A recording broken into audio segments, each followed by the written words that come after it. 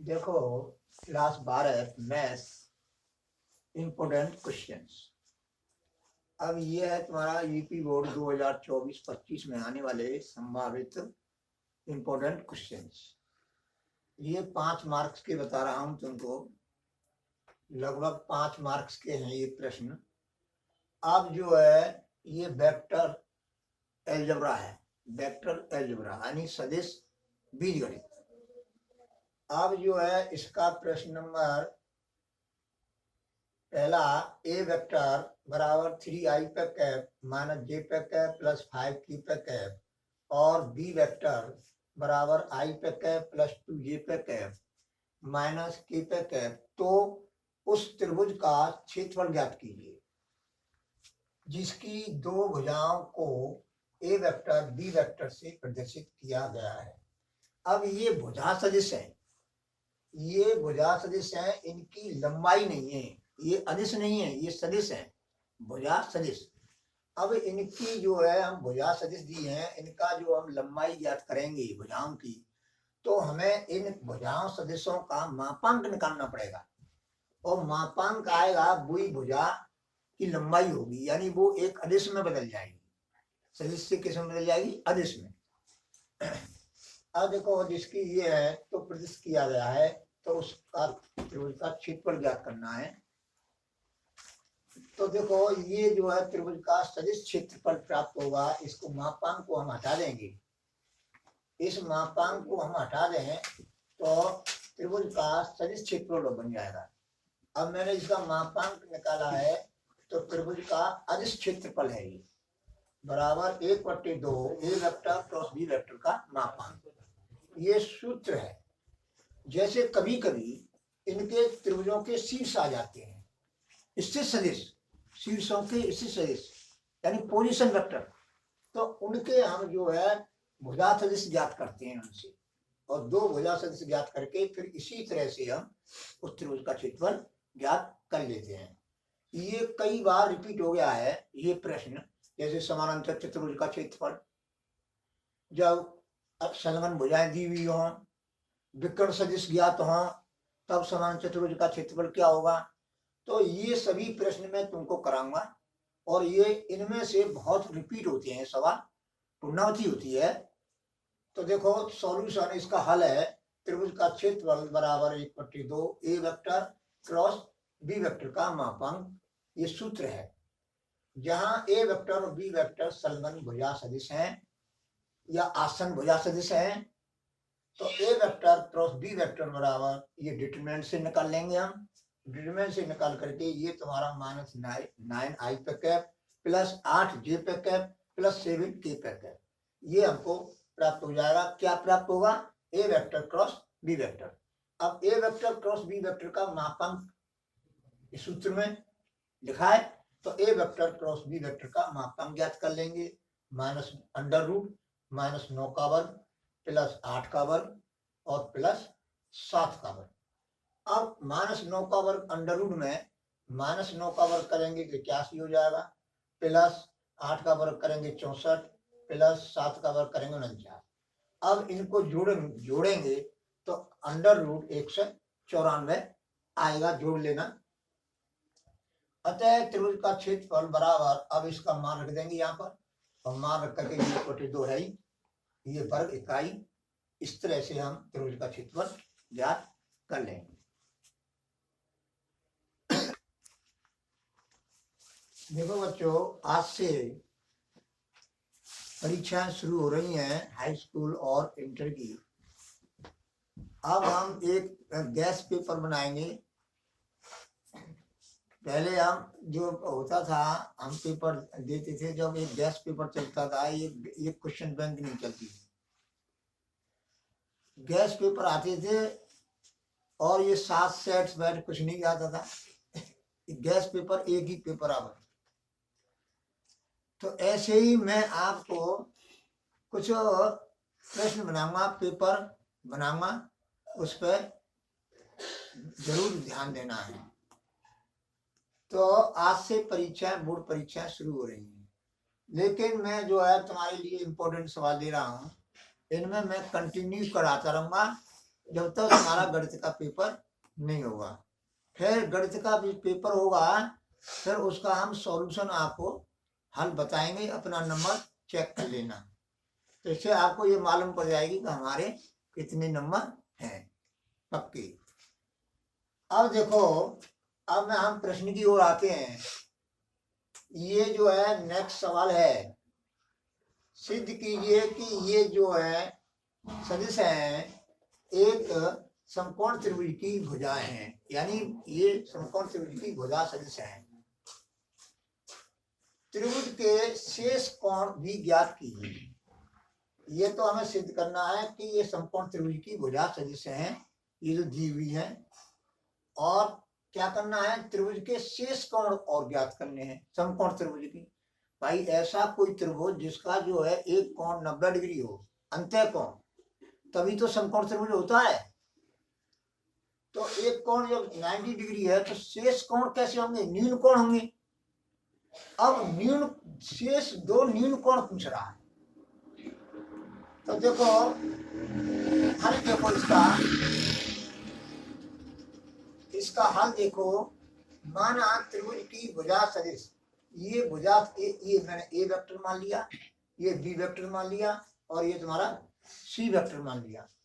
तो देखो माना त्रिभुज की भुजा सदिश ए वेक्टर बराबर इतना, देखो ये ए वेक्टर ये है, और बी वेक्टर ये है, और सी वेक्टर ये है, ये गिवन है, दिया हुआ है। अब देखो ए वेक्टर का मापांक निकालेंगे। ए वेक्टर का मापांक का मतलब है कि ए के जो शीर्ष है उसके सामने की भुजा, यानी स्मॉल ए। क्या, स्मॉल ए वेक्टर का निशानी लगाएंगे।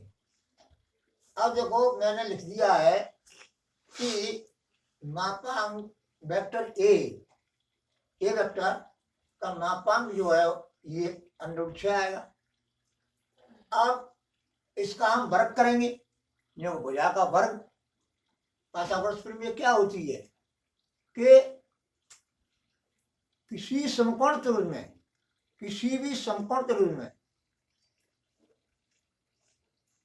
कर्ण का वर्ग जो होता है वो शेष दो भुजाओं के वर्गों के जोड़ के बराबर होता है। ये तो नहीं पाइथागोरस प्रमेय। अब पाइथागोरस प्रमेय का विलोम क्या रहा कि ऐसा कोई त्रिभुज हो जिसमें सबसे बड़ी भुजा का वर्ग शेष दो भुजाओं के वर्गों के जोड़ के बराबर हो जाए तो वो त्रिभुज समकोण त्रिभुज होगा। ये पाइथागोरस प्रमेय का विलोम हो गया। अब समझो, इस तरह से हम ए वेक्टर का वर्ग निकाल, ए वेक्टर के मापांक का वर्ग निकाल लेंगे। अब जो है फिर सी वेक्टर के मापांक का वर्ग निकालेंगे, और जो है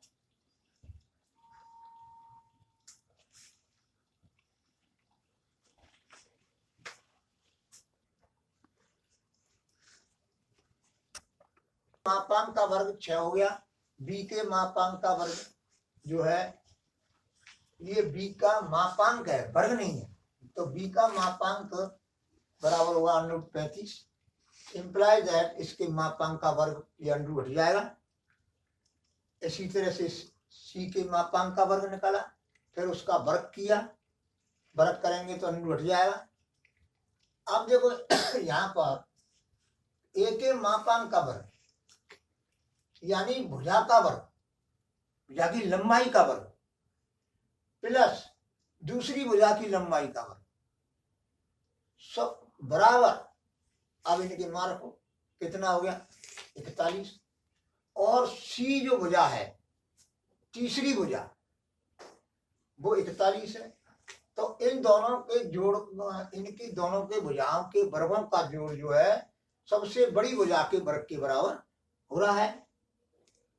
तो कोण ए का मापांक प्लस कोण बी का मापांक का वर्ग, यानी दो भुजाओं का वर्गों का जोड़ तीसरी भुजा के वर्ग के बराबर हो रहा है।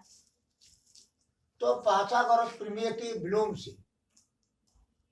पाइथागोरस प्रमेय के विलोम से दिया हुआ त्रिभुज एक समकोण त्रिभुज है या होगा। अब देखो चित्र, अब शेष दो कोण ज्ञात करने, ये तो यहाँ पर सिद्ध हो गया। अब चित्र से बताऊंगा मैं आपको कि ABC त्रिभुज बना लिया मैं, पहले ही बना दिया है, लेकिन दिया है तो जुड़ होगा। अब जो है ये A वेक्टर हो जाएगा, ये भुजा, ये C वेक्टर, ये B वेक्टर, इस तरह से। और मैंने ये मान लिए कोण अल्फा और ये बीटा।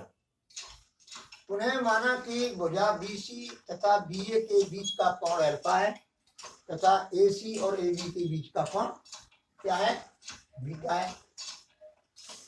अब हम कोस अल्फा निकालेंगे। तो इस कोण के लिए जो न्यून कोण होता है समकोण त्रिभुज में, उसके सामने की जो भुजा होती है उसको हम लंब मानते हैं, और 90 डिग्री के सामने की भुजा जो होती है उसका नाम होता है कर्ण। अब समझो, पुनः देखो कॉस अल्फा के लिए लंब हो जाएगा, और ये कर्ण। लंब आधार तो बदल जाते हैं लेकिन कर्ण नहीं बदलता है।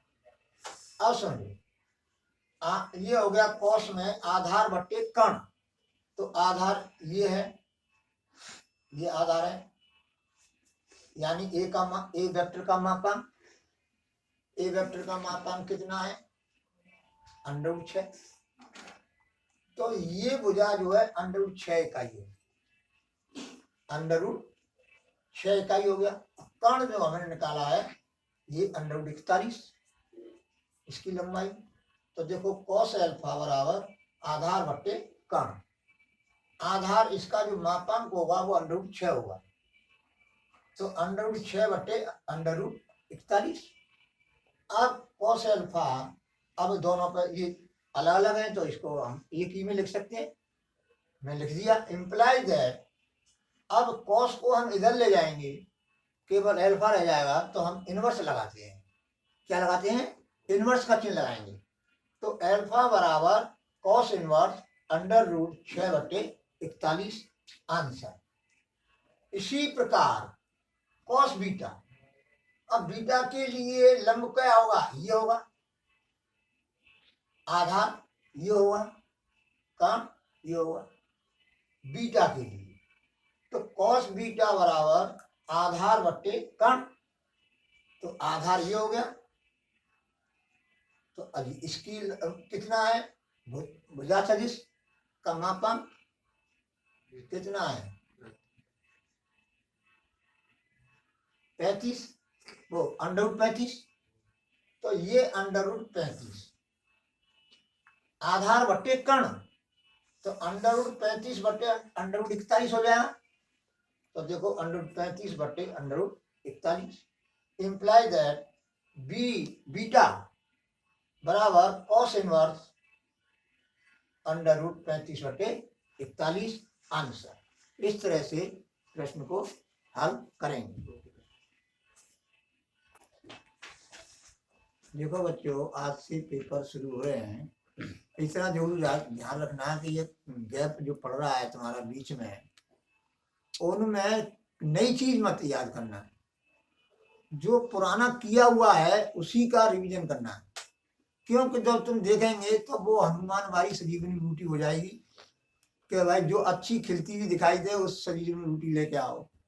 अब वहां एक से एक बढ़ के खिलने लग गई और वो भ्रमित हो गया हनुमान जी। तो उन्होंने क्या किया, मैं पूरे पर्वत को उठ करके ले आया, तो वो हिसाब बन जाएगा तुम्हारा। लेकिन तुम अभी हनुमान नहीं हो ना इसमें। पर ऐसा है, समय का ध्यान रखते हुए जरूर ध्यान रखो। समय का महत्व दिखाया गया है वहां पर, तो समय का महत्व जरूर दे।